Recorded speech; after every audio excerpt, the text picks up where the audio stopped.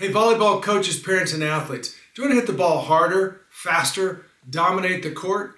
Well, stick around. Today I'm going to break down some of the important things you need to know in terms of your repetition counts to develop explosive arm speed. Let's jump right in.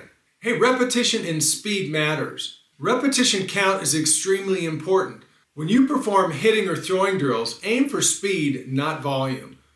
Train for 5 reps maximum at a certain intensity when you're doing throwing or hitting drills.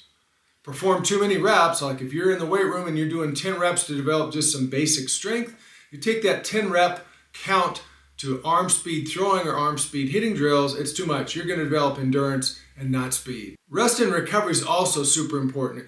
If you're not recovering for 30 to 60 seconds between your sets of 5, once again your body, your muscles are going to learn to develop endurance and not power, and more importantly, explosive arm speed. What about if it's the first time you're learning to throw or hit the ball hard? Well, that's what we call the teach mode. And when we're in a teach mode, we're talking about doing 10 repetitions at a time, slowly, not with speed, because we're in a learning mode. The athlete's trying to figure out the right movements for throwing, for hitting, on the ground or in the air. And then we're only doing 10 reps and we're not worried about how fast we're doing them. We're actually doing them slow and controlled so the athlete can focus in on performing the correct movements. Now let's talk about strength training versus speed training. It's important to develop the muscles around the shoulder, the arm, the core, the hips, right? So that you can develop base level foundational strength. That's step one.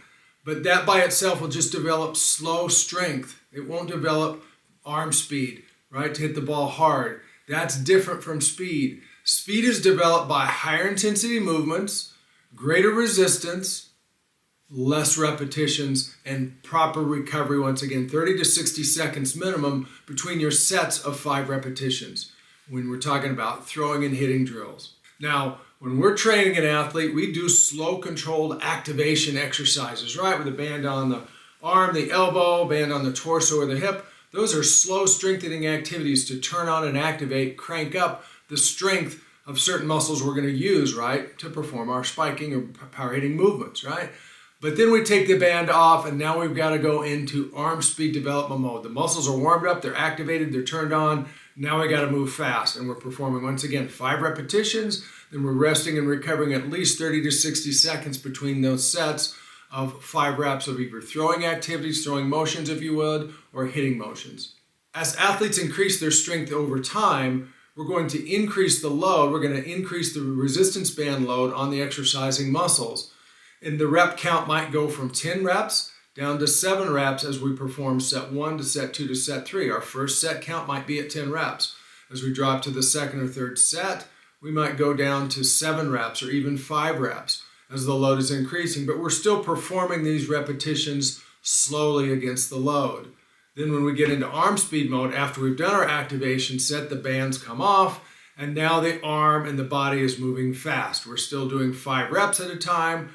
We're resting at least 30 to 60 seconds. We might even rest 2 to 3 minutes, sometimes even 5 minutes if the load is very, very heavy on those muscles, right? The stimulation from moving the arm quickly and fast is speed. The muscles, the brain, the nervous system will learn to adapt to be able to move faster and tolerate moving faster. Hey, if you'd like further information, if you're a coach or instructor and would like to learn more of how to actually train foundational strength or explosive arm speed movements, then go to our website. The information will be in the link below. You can click on the link. You can find out about our coaches courses and coaches training for power hitting and arm speed. If you like this video, like it down below. Subscribe to our YouTube channel. If you'd like further information about PowerCore 360, go to PowerCore360.com.